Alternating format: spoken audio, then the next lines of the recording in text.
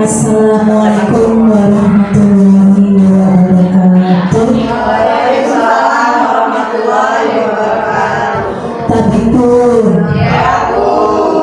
Alhamdulillahirobbilalamin, bersyukur kepada Allah Subhanahu Wa Taala, di mana di sini kita diberi kesehatan jasmani dan rohani dapat berkumpul di tempat ini. Tak lupa salawat serta salam kita panjatkan kehadirat junjungan Nabi kita Muhammad Sallallahu Alaihi Wasallam. Oke, baik Bapak Ibu guru hebat. Di sini kita bersama-sama dalam rangka acara diseminasi budaya positif.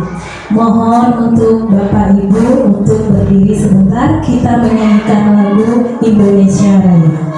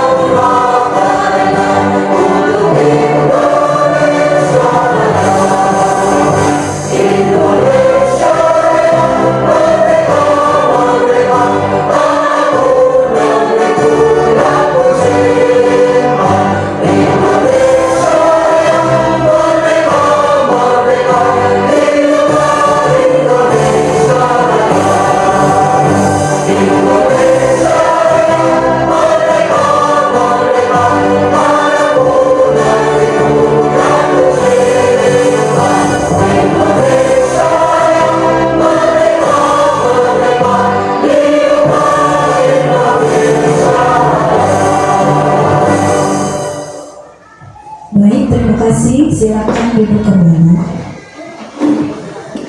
Untuk acara selanjutnya, marilah kita berdoa bersama. Kita buka acara ini dengan membaca basmalah. Bismillahirrahmanirrahim. Selanjutnya acara sambutan yang silakan untuk Ibu Kepala Sekolah.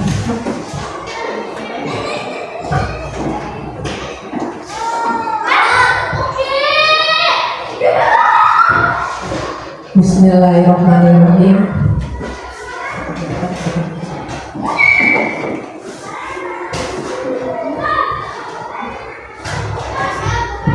Assalamualaikum warahmatullahi wabarakatuh. Yang terhormat keluarga besar Bapak Ibu Dewan Guru SD 1 Keberjeruk, yang khusus untuk Bu Andi yang mengikuti CGP Angkatan 11. Pertama-tama saya ucapkan terima kasih banyak untuk Bapak Ibu Guru telah menyempatkan hadir di sini. Puji syukur kita ucapkan kepada Allah Subhanahu Wa Taala yang mana telah memberi nikmat sehat, kita dapat berkumpul dalam rangkaian diseminasi pemahaman dan penerapan budaya positif kepada rekan sejawat di SD 1 Keberjeruk Bandar Lampung. Salawat serta salam kita aturkan pada baginda kita Nabi Muhammad SAW, yang mana kita nantikan syafaatnya di yaumil akhir nanti. Amin ya robbal alamin. Ya, di sini kita semua di sini marilah kita bersama-sama mendengarkan dan menyimak, memahami apa kegiatan yang mendengarkan dan menyimak, memahami apa kegiatan yang dilakukan guru penggerak, calon guru penggerak angkatan 11 oleh Ibu Anggi Lianisari SPD GR.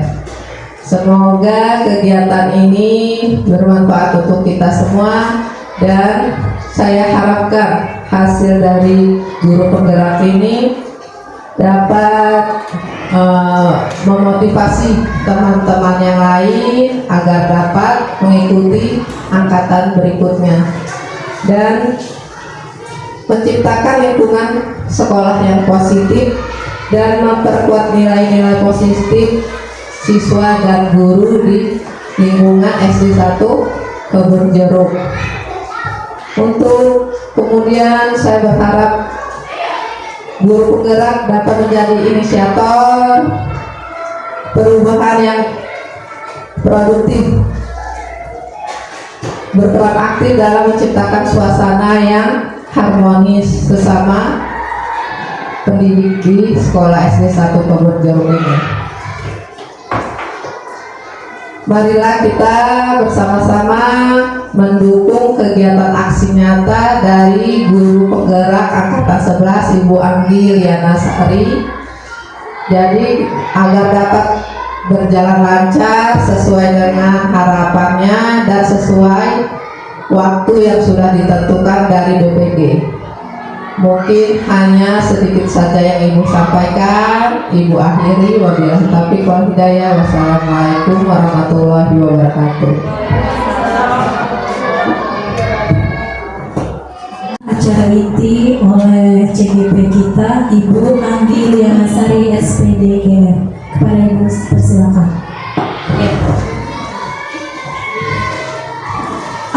Assalamualaikum warahmatullahi wabarakatuh. Ya, pertama saya ucapkan terima kasih kepada kepala sekolah, pada Ibu Maya yang telah membantu saya menyiapkan waktu, menyiapkan tempat serta pesertanya. Hari ini di sini saya akan mendiseminasi pemahaman dan penerapan budaya positif kepada rekan sejawat di SDN 1 Kebun Jeruk, Bandar Lampung. Oleh saya sendiri, CGP Angkatan 11 Anggi Lianisari, dengan fasilitator Ibu Aisyah Anggraini SPD GR dan pengajar praktik saya Ibu Evawati MPD. Ya, sebelum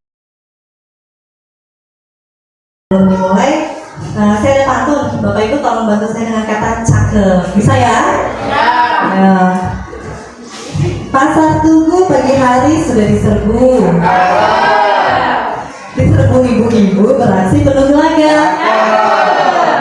Terima kasih kepada rekan guru yang sudah meluangkan waktu. Semoga presentasi ini bermanfaat.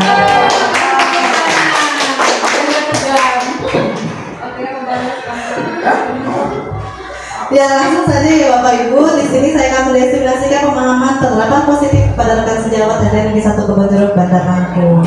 Kita akan lihat apa sih budaya positif itu.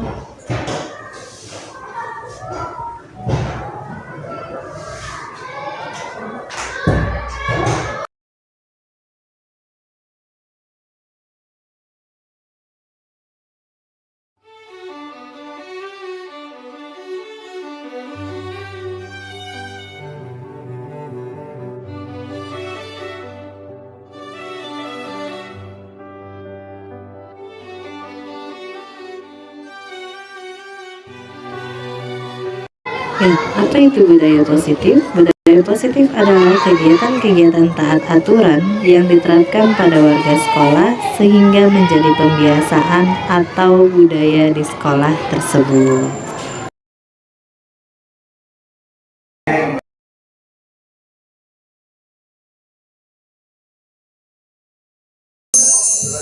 Ya, bagaimana cara menerapkan budaya positif di sekolah?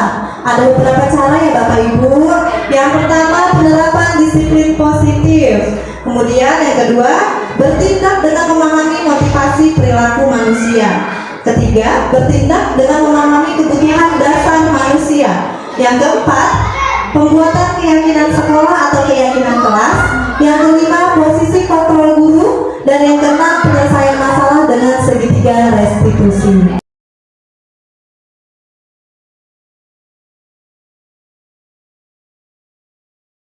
Satu-satu akan kita bahas supaya semakin jelas. Ya, disiplin positif. Disiplin positif itu adalah cara seseorang untuk menguasai diri supaya ketika memilih tindakan dia mengacu pada nilai-nilai kebaikan yang diyakininya. Tujuan dari disiplin positif agar tindakan yang dilakukan itu muncul karena faktor internal, bukan faktor eksternal. Nah, kita mencoba ini istilah internal dan eksternal. Apa itu ya istilah internal dan eksternal? Nih, yuk saya bagikan sedikit.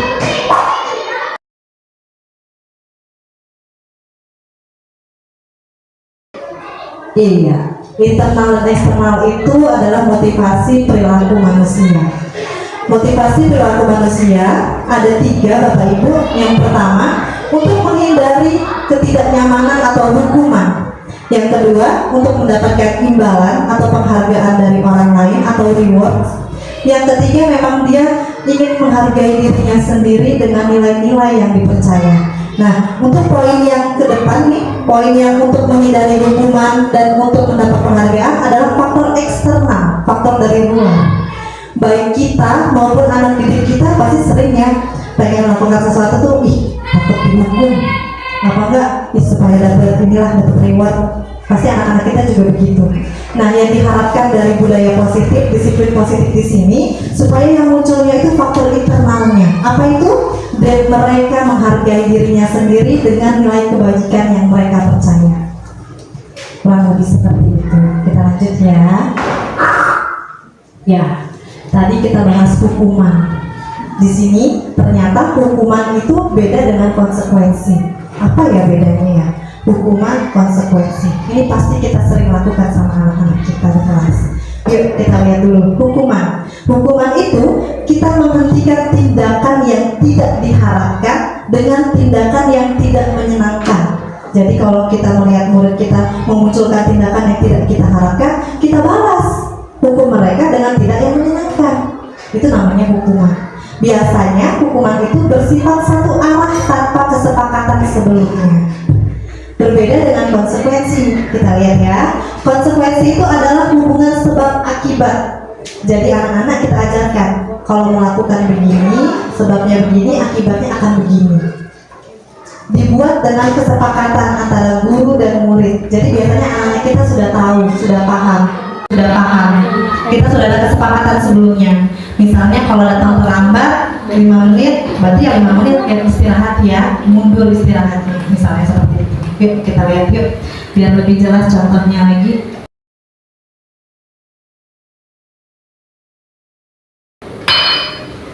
Iya, inilah contohnya. Ini pasti sering kita lakukan lah sama anak kita ya. Nah, kita lihat yuk, biar lebih jelas contohnya lagi. Iya, inilah contohnya. Ini pasti sering kita lakukan lah sama anak kita ya. Hukuman. Lari keliling lapangan karena terlambat hadir, itu hukuman. Hukuman, berjemur di lapangan karena ngobrol saat pelajaran. Nah, beda dengan konsekuensi. Coba kita lihat contohnya. Menulis di buku sebanyak 2 lembar karena terlambat hadir, itu konsekuensi. Membersihkan coretan yang dibuatnya di meja tulis, itu konsekuensi. Ya, kita coba ya. Yuk, coba yuk.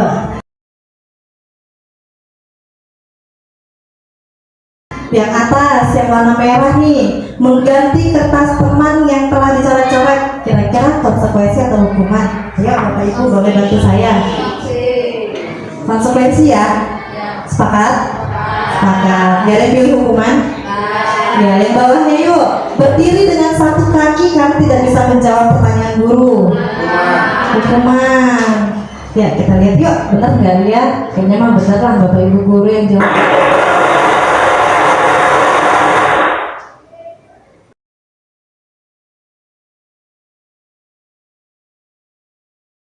Iya, mengganti kertas teman yang telah dicatat-catat itu sanksi atau konsekuensi, karena dia sebab akibat, karena hubungannya selaras gitu loh. Tindakan yang dia lakukan seperti itu, ya berarti hukumannya pun harus seperti itu, selaras.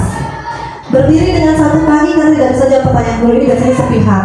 Kita juga kadang suka begitu ya, nggak bisa nih karena terlibat emosinya, udah berdiri gitu ya. Ada konsekuensi, ada hukuman. Ya, coba lagi yuk. Kehilangan jam istirahat 10 menit karena terlambat datang 10 menit. Ayo, Pak Teo. Konsekuensi kata Pak Teo. Kalau duduk di pinggir lapangan tidak diizinkan istirahat karena menciderai teman. Duduk di pinggir lapangan lagi istirahat nih, karena temannya luka sama dia, dipanggil lah sama guru piket. Udah, kamu nggak usah istirahat berarti. Apa ayo? Hukuman. Kita lihat yuk.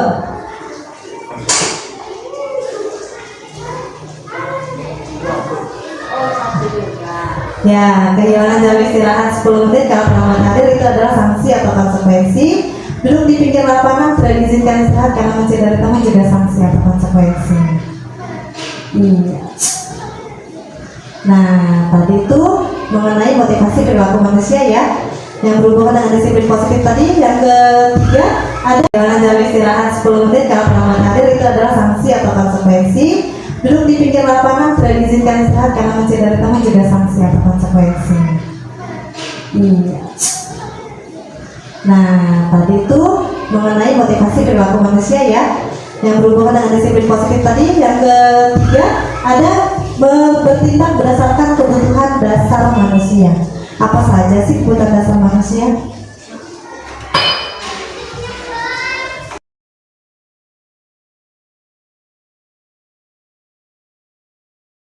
Menurut Dr. William Glasser dalam Choice Theory, kebutuhan dasar manusia itu ada 5: bertahan hidup, cinta dan kasih sayang, kesenangan, kebebasan, dan penguasaan. Itu kebutuhan dasar manusia, termasuk murid-murid kita Bapak Ibu. Murid-murid kita pasti punya kebutuhan ini. Apa hubungannya sama disiplin positif? Biasanya anak-anak kita di sekolah yang berulah itu karena mereka berusaha memenuhi 5 kebutuhan dasar mereka ini yang tidak terpenuhi di rumah. Seperti itu. Yuk, kita coba yuk. Misal nih, ada suatu kasus ya, atau suatu kisah lah. Bimo anak TKB selalu berlari keluar kelas. Bu Ani selaku guru kelasnya seringkali mengejarnya. Setelah diidentifikasi, didekati, ditanya, Bimo menyatakan kalau berlari itu adalah hal menyenangkan bagi dirinya. Nah, pertanyaan saya, coba berdasarkan hal tersebut, kebutuhan apa yang ingin dipenuhi oleh Bimo? Ada penguasaan, ada kesenangan, ada kebebasan. Bisa juga kebebasan karena dia ditekan misalnya di rumah. Ya, Bisa juga kita coba ya, lihat ya. Kesenangan, karena dia juga sudah menyatakan ada hal yang menyenangkan bagi dirinya.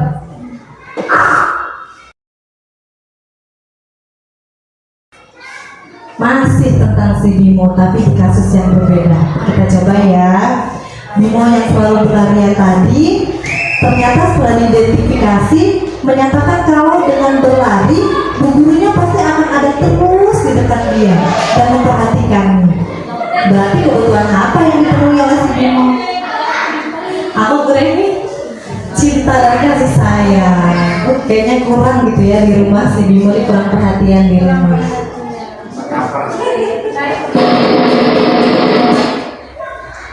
Iya, cinta dan kasih sayang.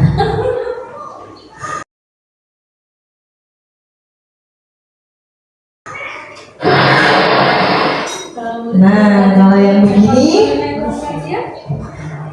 masih tentang si Bimo tadi yang lari keluar kelas, tapi dengan kasus yang berbeda. Setelah diidentifikasi, Bimo menyatakan, hebat kan aku bisa bikin bu guru kejar aku. Kira-kira kebutuhan apa ini kondisi ibu ya? Penguasaan, kesenangan, kebebasan. Bu Rina?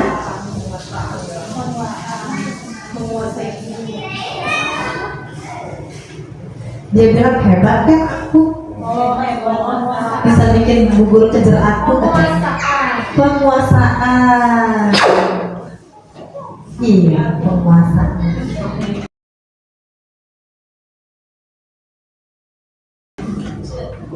Nah, dari kebutuhan dasar manusia tadi yang ada 5 itu tadi, kira-kira sudah ada tergambar ya Bapak Ibu.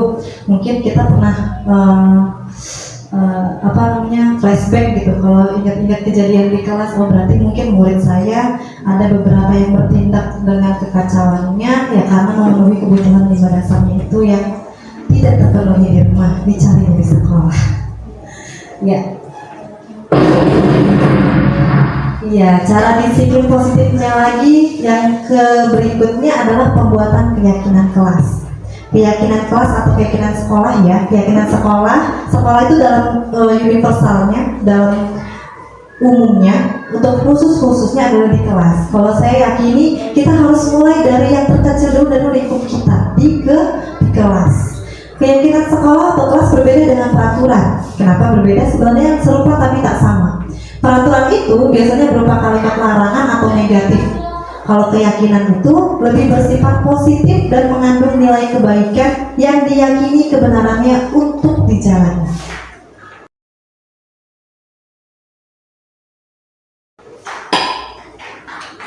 Ya, ini saya berbagi praktik baik. Berikut contoh pembentukan keyakinan kelas. Saya ambil sampel di kelas saya sendiri. Dan ini saya sudah coba menerapkan yang dimaksud oleh dengan kalimat positif, nilai kebaikan, dan ini berikut adalah proses prosesnya. Kita lihat videonya sedikit ya, sebentar gitu.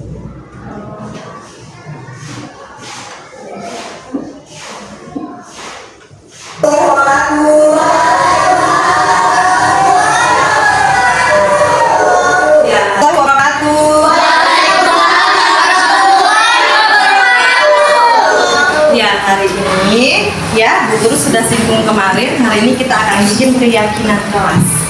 Apa itu keyakinan kelas?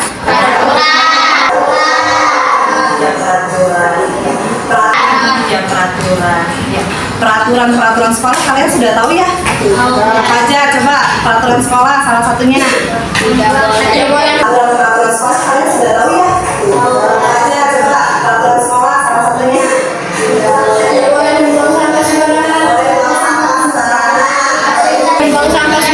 Boleh buang sampah sembarangan.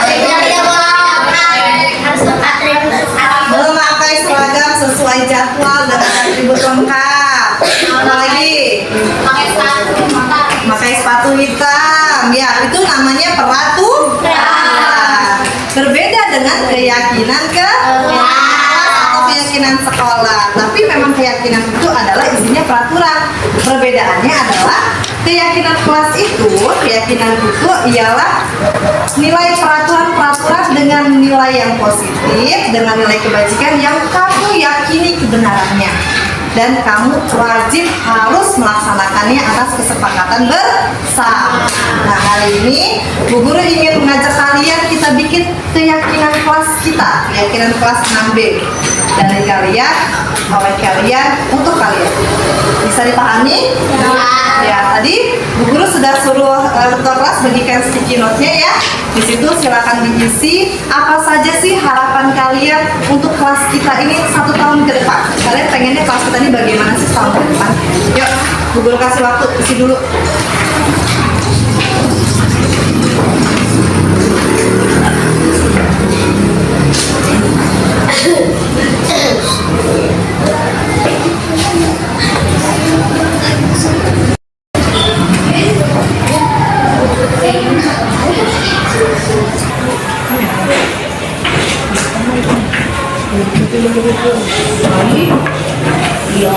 Kita dibacakan beberapa, siapa tahu ada yang sama, jadi bisa kita rangkumkan keyakinan kelas kita di situ. Yuk, coba saya dibacakan apa harapan kamu untuk kelas kita 1 tahun ke depan. Dimainkan di saat jam pelajaran. dia bilang minta boleh bawa HP gitu ya? Membawa HP tidak dimainkan Saat belajar gitu ya? Terus menjelaskan tidak boleh berisik dan mendengarkan. Tidak boleh berisik gitu ya? Tidak boleh berisik. Tidak boleh buang sampah sembarangan. Tidak boleh buang sampah sembarangan.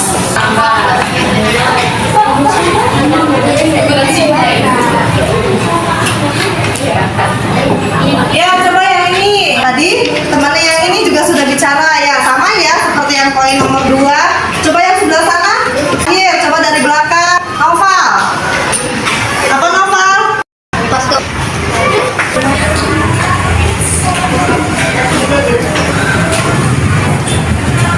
Dulu sudah merangkumkan harapan-harapan kalian untuk keyakinan kelas kita ya.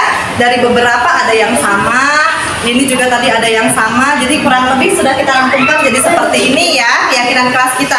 Menurut kamu ini sudah keyakinan kelas atau belum? Iya. Sudah keyakinan kelas atau belum? Itu adalah kalimat positif. Ini masih berupa peraturan. Akan kita ubah dengan menjadi kalimat positif. Bu, negatif positif itu apa sih Bu? Kata tidak. Kita ubah dulu jadi kalimat positif. Nomor 1, mau HP tidak dimainkan saat belajar. Berarti bagaimana kalimat positifnya? Nilai kalimat positifnya berarti disiplin. Nilai kalimat positifnya berarti disiplin saat belajar. Disiplin saat belajar. Nomor 2, tidak boleh berisik. Menjaga ketertiban. Menjaga ketertiban. Nomor 2, tidak boleh berisik. Menjaga ketertiban. Menjaga ketertiban. Yang ketiga, tidak boleh buang sampah. Menjaga kebersihan. Ketiga, tidak boleh buang sampah. Menjaga kebersihan. Yang keempat, tidak boleh terlambat. Datang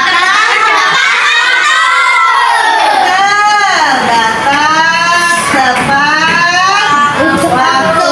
Yang kelima, tidak boleh bertengkar. Saling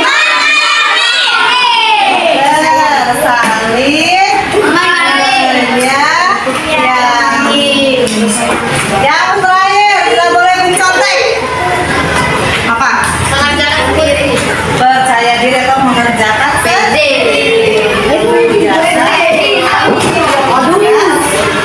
Atau ujian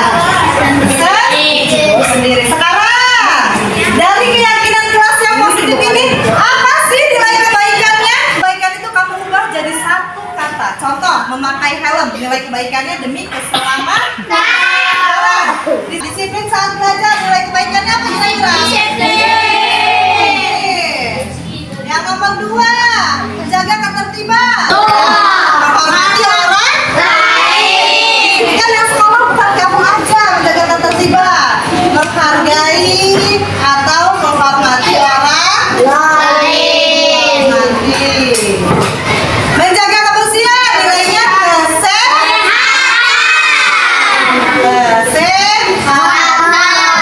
Datang tepat waktu. Disiplin. Saling menyayangi. Menghargai dan menghormati. Ya, terakhir. Kerjakan tugas sendiri. Nilai kebaikannya kejujuran.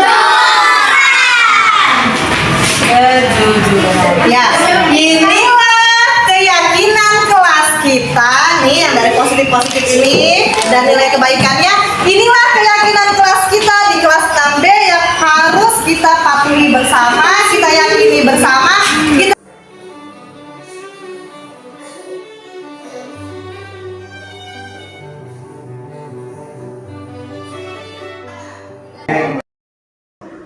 Ya, itu tadi contoh pembentukan keyakinan kelas. Tahapan nih Bapak Ibu, tadi sudah ada di slide-slide videonya. Yang pertama kita ungkapkan dulu peraturan-peraturan seperti apa sih peraturan-peraturan dari siswa khususnya ya, dari mereka untuk mereka oleh mereka. Kemudian pasti kalimat dari siswa itu masih bentuk negatif. Kita yang ubah, ajak mereka terlibat untuk mengubahnya menjadi peraturan yang bentuknya positif supaya dapat diyakini gitu. Setelah itu supaya tambah yakinkan mereka, berikan nilai kebaikan dari kalimat positif tersebut. Nah, dari situlah terbentuk keyakinan kelas untuk disepakati. Ya, setelah keyakinan kelas, kita masih ada nih cara bikin budaya positif. Iya, dengan mengetahui posisi kontrol guru. Ada 5 posisi kontrol guru. Yang pertama, guru sebagai penghukum, sebagai pembuat merasa bersalah, sebagai teman, sebagai pemantau, dan sebagai manajer. Kenapa manajer di sini yang saya tandai? Karena inilah sikap guru yang hendaknya kita terapkan di sekolah itu sebagai manajer. Ini yang paling baik, yang paling posisinya paling berbudaya pada murid gitu ya.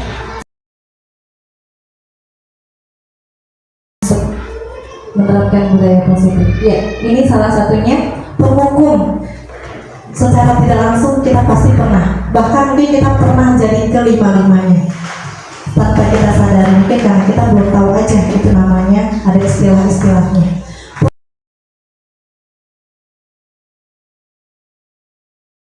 Penghukum, kita pasti pernah nih marahin anak, patuhi aturan saya atau keluar, atau berdiri aja sampai jam pulang. Nah, kita pasti pernah ya menjadi seorang guru yang penghukum.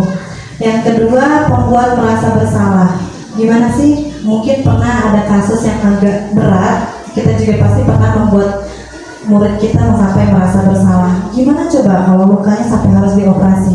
Bagaimana kalau orang tua mau tahu akibat perbuatannya? Itu pasti sudah, murid itu sudah merasa terpukul sendiri gitu dengan kata-kata gurunya yang seperti itu. Yang ketiga, sebagai teman. Ayolah bantu demi Bapak, atau mau minta maaf kan demi Bu Guru, demi kelas kita misalnya. Kita pasti pernah sekali melakukan itu. Yang berikutnya sebagai pemantau.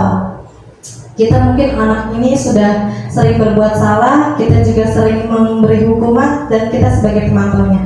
Kira-kira sanksi atau konsekuensi apa ya yang kepala sudah kita sepakati? Seperti itu pemantau. Yang kelima adalah manajer. Jika kamu meyakininya, apa yang harus kamu lakukan untuk diperbaikinya? Nah, sebagai manajer ini nanti ada hubungannya dengan segitiga restitusi di pembahasan berikutnya. Kita coba yuk.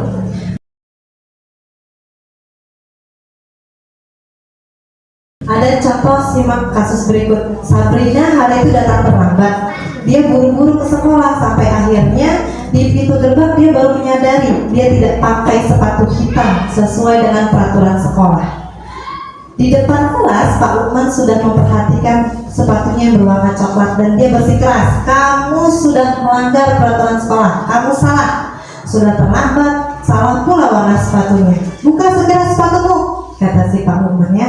Tidak mengenakan sepatu sesuai peraturan. Sabrina meminta maaf dan memohon kepada Pak Lukman untuk tidak mencopot sepatunya. Dia berjanji tidak akan mengulangi kesalahannya. Tapi Pak Lukman tidak mau tahu. Tidak. Pokoknya kamu telah melanggar peraturan sekolah. Kalau tidak sanggup ambil sepatu ke rumah, ya sudah, silakan copot sepatumu dan belajar tanpa sepatu seharian. Yo, coba saya mau tanya sama Bapak Ibu, posisi kontrol yang sedang diterapkan Pak Lukman apa ya dari 5 posisi kontrol tadi? Sebagai apa? Pak Teo mungkin? Kalau melihat dari contoh kasusnya, saya mungkin melihatnya dari sebagai penghukum ya.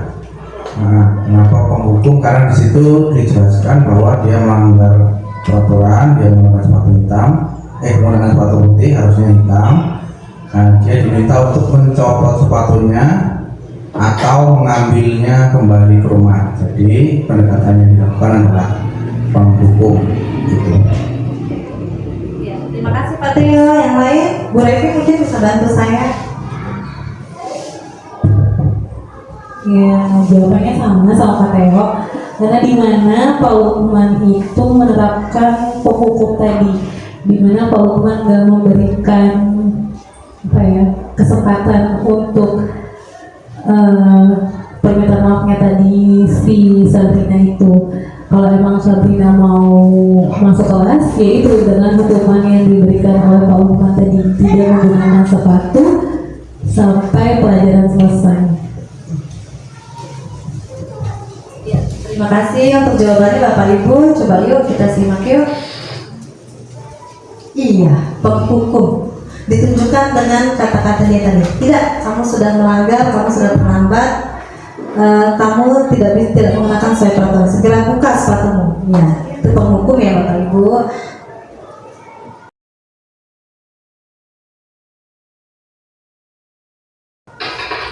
Ya, berikutnya adalah segitiga restitusi. Apa itu segitiga restitusi? Ini ada hubungannya dengan tadi posisi kontrol guru yang paling baik, yaitu manajer.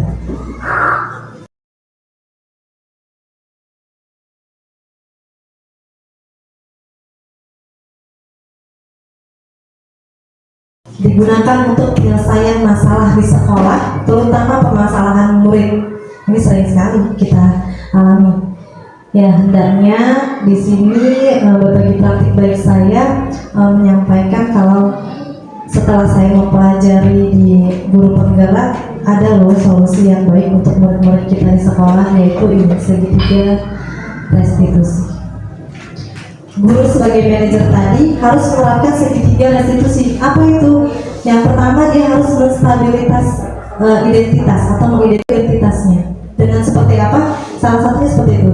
Setiap orang pernah melakukan kesalahan. Kita bilang, kita bicarakan dengan murid kita dengan baik-baik supaya dia juga menstabilkan identitas ini, antara lain dengan supaya dia mau ngaku lah kalau ibaratnya. Tapi dengan bahasa yang baik. Setiap orang itu pernah melakukan kesalahan, jadi jangan takut seperti itu ya. Kamu bukan satu-satunya yang pernah melakukan ini. Kira-kira seperti itu. Kemudian identifikasi tindakan atau perbuatan, itu yang sebelah sana. Validasi tindakan yang salah, cara-caranya. Kamu tentu punya alasan kan mengapa melakukan itu, atau adakah cara yang lebih efektif untuk mendapatkan apa yang kamu butuhkan? Itu salah satu indikator dari validasi tindakan. Kemudian yang terakhir, menanyakan keyakinan.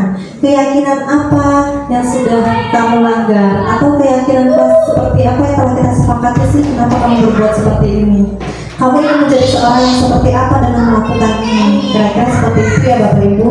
Jadi kita ada tata bahasa yang lebih baik dari posisi penghukum, dari posisi yang lain, yaitu manajer.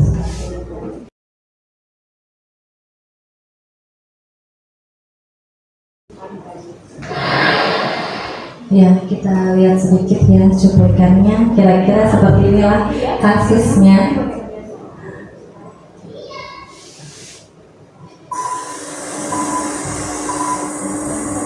Salah satu contoh penerapan manajer di kelas.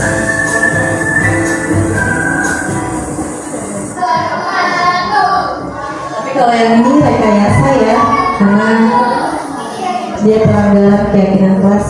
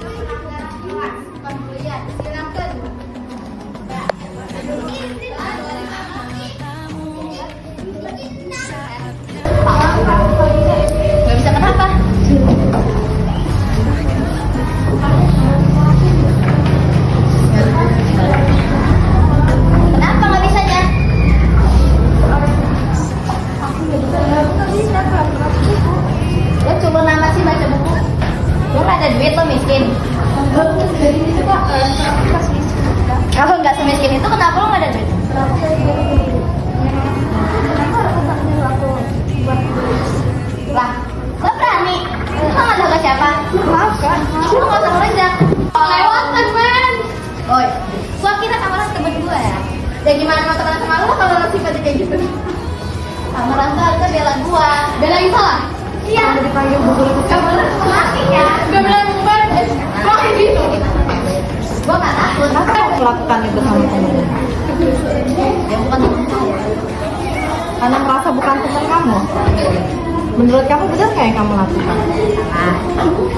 Kalau salah kok masih dilakukan? Harusnya bagaimana sikap kamu kalau ada teman baru? Kenalan. Oh, cara apa kamu berkenalan seperti itu? Jangan lihat muka temannya. Lihat muka temannya. Kalau kamu yang mengalami seperti itu, kamu kasihan nggak? Mau nggak kamu digituin sama orang? Jadi bagaimana sih harusnya? Kalau teman baru tuh diajak kenalan, baik-baik, ngobrol, tanya asalnya. Kamu diapain? Cuma didorong? Gak diminta sesuatu? Minta apa? Beliin jajanan, Masya. Kamu gak bawa uang jajan? Bawa, tapi kurang. Kurang. Kalau kurang mintanya sama teman.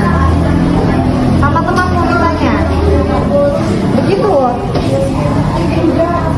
Atau nggak berani minta sama orang tuanya, bu guru yang mintain? Enggak. Kira-kira keyakinan sekolah apa yang sudah kamu langgar? Peduli ya, tindakan kekerasan di sekolah.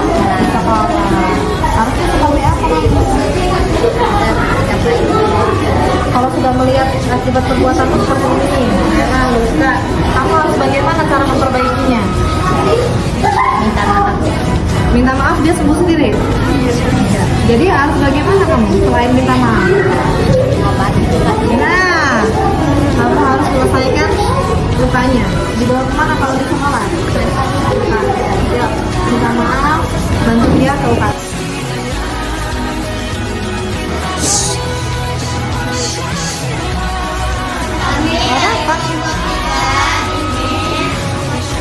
Menampilkan drama pelanggaran keyakinan kelas tentang pemalakan ya.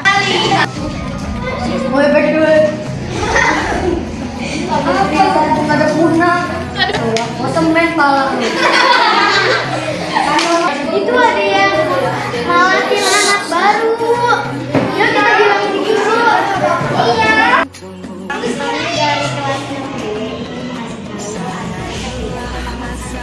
Siapa itu? Kelas berapa? Kelas 6.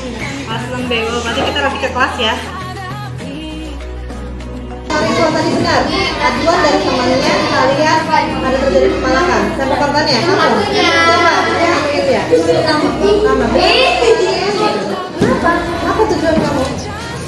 Kenapa kamu melakukan itu sama temannya? Gak dikasih uang jajan. Gak dikasih uang jajan sama orang tuanya. Kamu tahu keyakinan semua orang apa yang kamu langgar? Sudah melakukannya? Apa? Mengganggu ya? Mengganggu ketertiban sekolah. Kalau kurang uang jajan, mintanya sama orang tua. Orang tua ngasih. Kamu minta berapa? Siapa tahu kalau temannya punya uang lebih, ya? Siapa tahu saat kamu kita nggak punya jajan, kamu kita dikasih sama dia. Kira-kira apa yang harus kamu lakukan?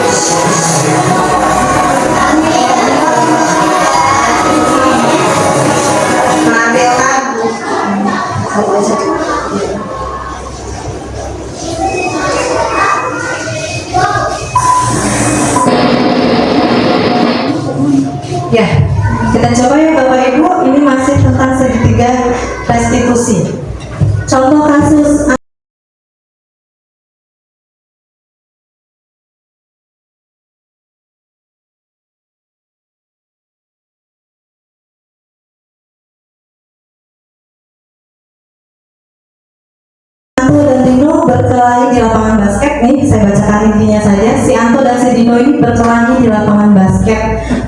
Ibu Suti sebagai kepala sekolah berupaya menenangkan keduanya, terutama si Dino, karena Dino yang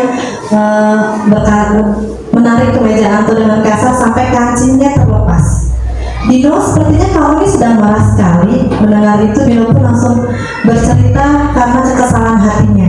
Ibu Suti melanjutkan bahwa membuat kesalahan adalah hal yang manusiawi dan mempertahankan dirinya adalah hal yang penting. Namun meminta Dino memikirkan cara yang lain yang lebih efektif. Kemudian mereka dibawa ke ruang kepala sekolah, melanjutkan dengan pertanyaan tentang keyakinan sekolah yang telah disepakati. Dino bersedia memperbaiki kesalahannya yang telah dilakukan terhadap Anto.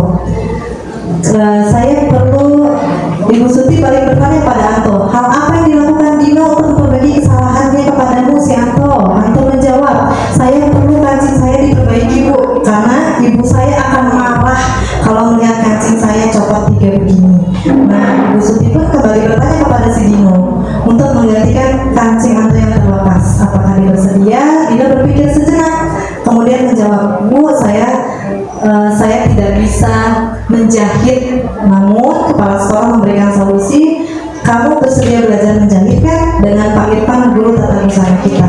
Si Anto mengangguk dan tanda setuju kalau dia akan belajar menjahit untuk memperbaiki kemejanya si Anto. Tadi sebelumnya terakhir kali melihat kedua anak laki itu sudah pulang bareng dan bercengkrama. Kira-kira si Anto dan si Dino serta Ibu Suti sebagai kepala sekolah menempatkan dirinya sebagai apa, Bapak Ibu? Ada yang bisa bantu saya?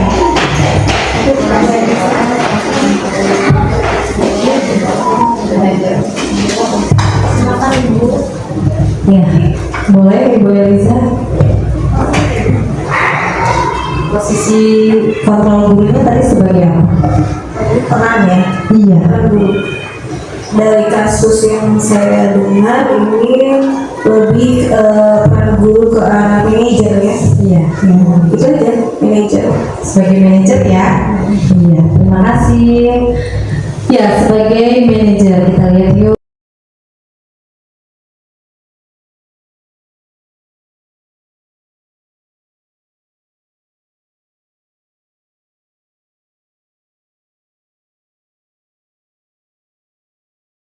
Sebagai manajer tadi ada 3 ya caranya, memvalidasi identitas, kemudian perbuatannya dan keyakinannya ya. Iya, ini sebagai manajer. Ibu Suti sudah sebagai manajer karena dia sudah memfasilitasi 3 pertanyaan tadi, identitas, tindakan, dan menanyakan keyakinan. Seperti itu ya Bapak Ibu, materi dari budaya positif dan penerapannya di sekolah, berbagi praktik baik dari saya. Kita refleksi sedikit. Mungkin sebelumnya biar lebih semangat yuk, bisa bantu saya tetap semangat pakai dandan dinding dung yang baru dari Merdeka Belajar. Ya, saya contohkan ya. Tepuk semangat. Dandan dinding dung dandan dinding dung se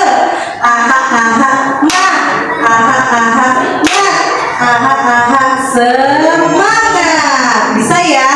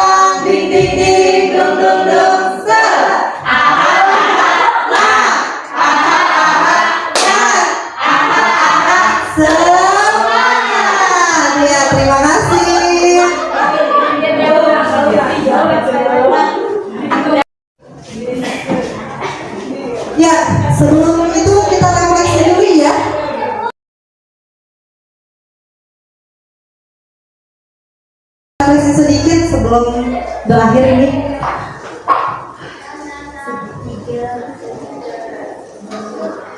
Ya, tadi yang sudah kita simak bersama-sama.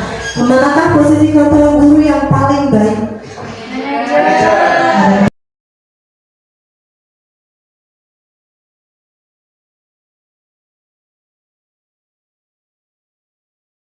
Ada manajer, teman, pengukur, pemantau, membuat merasa bersalah. Manajer ya, sepakat ya.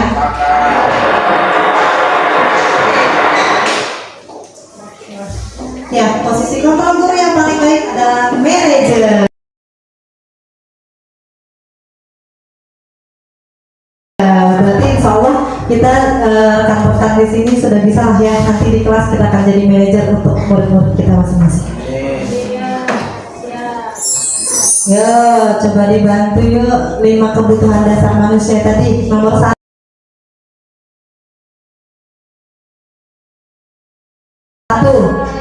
cinta dan kasih sayang. Yang kedua, kesenangan. Kayaknya sih kesenangan ya. Yang ketiga, kebebasan. Yang keempat, penguasaan. Yang kelima, bertahan hidup. Applause buat Tateo.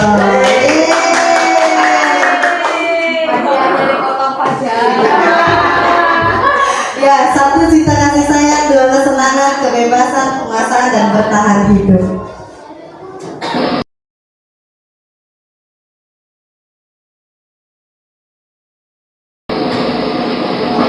Teng-teng. Yuk, coba diurutkan yuk. A, B, C, D, E. Tadi sesuai urutan video ini. Kira-kira mana dulu ya kalau kita mau bikin keyakinan kelas nih? Ayo, ada yang bisa bantu saya yuk.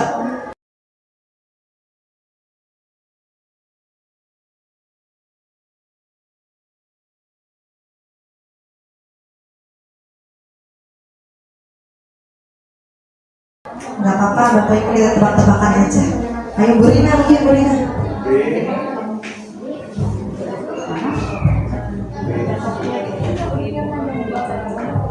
Coba itu pertama dari yang B dulu mungkin ya Bu Andi. B, Posisi memunculkan Jawaban Bu peraturan. Rina kita simpan. B pertama, Ya, terus terus lanjut.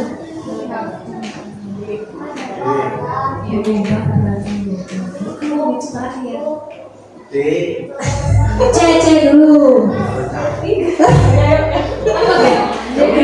ya udah Bu Rina nanti Mateo nak ayo.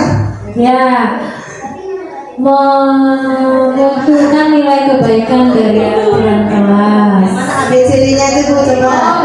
ABC-nya aja. B pertama B tadi, kedua Pertama B, kedua terus C, C katanya, terus terus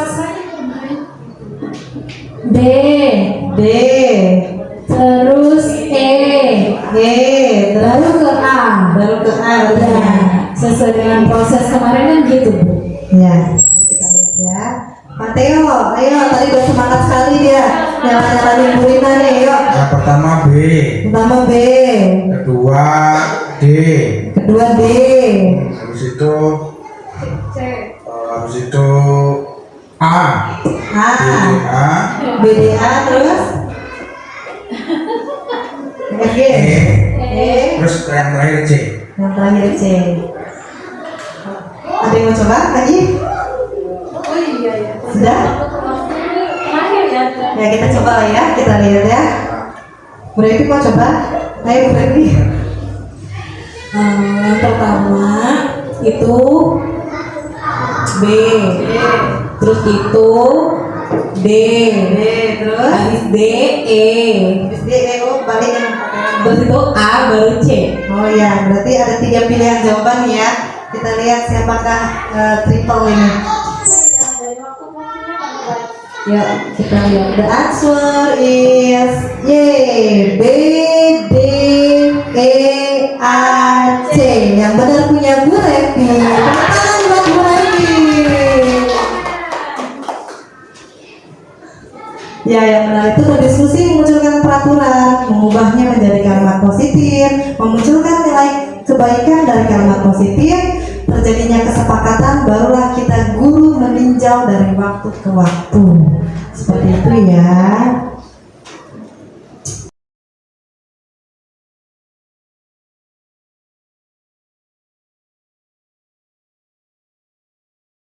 Hebat-hebat Bapak Guru. Tahapan segitiga restitusi, cari pasangannya yuk. Si identitas itu kemana? Si perubahan itu kemana? Keyakinan itu kemana? Ya, boleh dibantu sayangnya.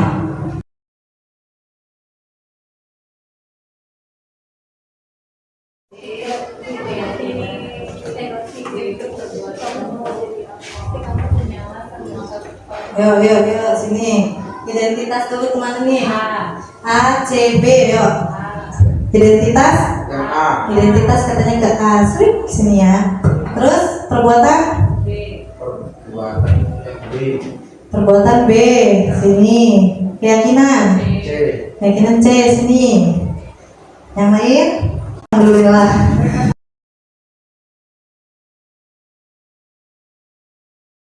Identitas yang A, perbuatan yang B, dan keyakinan yang C. Sama seperti yang digambar segitiga restitusi tadi.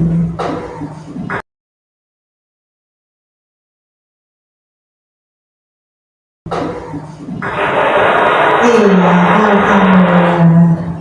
Ya, itulah diseminasi pemahaman dan penerapan budaya positif dari saya. Saya kembalikan ke moderator PKMC. Baik, terima kasih kepada Bu Anggi sudah menyelesaikan dengan CGP-nya.